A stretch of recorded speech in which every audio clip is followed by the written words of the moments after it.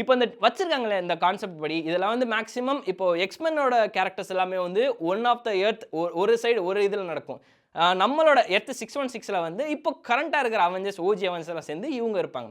அப்போ Thunder bolt வந்து எங்க இருப்பாங்கன்னா அவங்களும் இங்கே தாங்க இருக்கிறாங்க, வேற எங்கேயுமே போக மாட்டாங்க. கரெக்டா பெட்ரோ பாஸ்கலோட சீட் அந்த சேர் வந்து உட்காருது. அதுக்கு அடுத்தது நம்ம தலைவர் ராபர்ட் ஜூனியர் வந்து அப்படின்னு சொல்லிட்டு இன்னும் நிறைய இருக்குன்ற மாதிரி காமிச்சிட்டு போயிருக்காங்க. கீழே கமெண்ட்டுமே வந்து பார்த்தா ரொம்ப பெருசா இருக்கே, இது பத்துமா அப்படின்ற மாதிரி ஏதோ ஒரு கமெண்ட் ஒன்று போட்டிருப்பா. அது கீழே மார்வல் வந்து இன்னும் நிறைய இருக்கு, குடவுன்ல போட்டு வச்சிருக்கிறான், அள்ளி போட்டு எடுத்துட்டு வரான் உங்களுக்காக அப்படின்ற மாதிரியுமே வந்து கொஞ்சம் கலாச்சி போட்டிருப்பாங்க.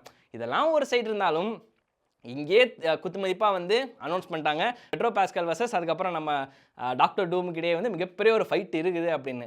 ஸோ இப்போ ஃபென்டாஸ்டிக் ஃபோர் வந்து ஆக்சுவலாக ஜூலை வரப்போகுது இல்லைங்களா? ஸோ அதில் வந்து அவங்க கண்டிப்பாக யார் நம்ம கேலக்டஸ் கூட ஃபைட் பண்ண வேண்டியதாக இருக்கும். கேலக்டஸ் கூட ஃபைட் பண்ணி அதுக்கு ஒரு லீடு கொடுத்தா தான் இவங்க வந்து எந்த இடத்துக்கு போகிறாங்க, நேராக பேட்டில் வேல்டே இவங்க போகிறாங்களா இல்லை எர்த்து 616க்கு வர போகிறாங்களா ஒன்று.